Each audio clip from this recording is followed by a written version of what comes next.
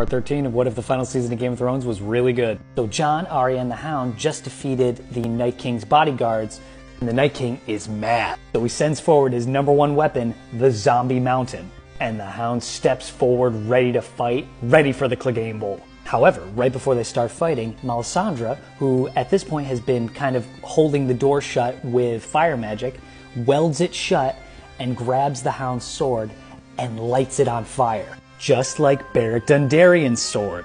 So now the Hound is fighting the Mountain with a flame sword. This brings the Hound's story full circle because his character arc throughout the entire series has basically been about how much he hates his brother and also his fear of fire. So guess what he has to do? Defeat both of those fears at once. And it is on.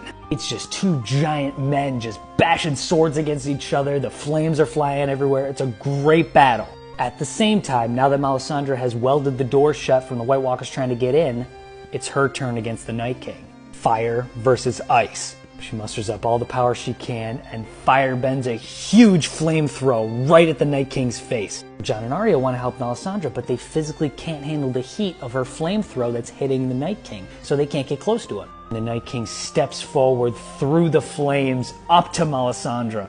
The Night King then grabs Melisandre's wrist, stopping her firebending, grabs Melisandre's ruby necklace and tears it from her neck, causing her to rapidly age and then turn into dust. Both Jon and Arya witness this, and they look at each other like, Melisandre was our #1 weapon, and she could barely do anything against this guy. So in a somewhat foolish act of bravery, Arya just charges at the Night King. Jon just screams, Arya, no! The Night King, without using a sword or a spear, just backhands her across the throne room. And the Hound, a father figure to Arya, sees what just happened to her and is distracted in his fight. And noticing he's distracted, the Zombie Mountain stabs the Hound right in the chest. Arya, lying on the ground in a daze, sees this happen, and her and the Hound lock eyes. The Hound looks at Arya, and then looks to his brother, and then swings his flame sword and cuts clean off the head of the Mountain. And the Mountain's White Walker body explodes into a million pieces. But with his brother's sword still in his chest,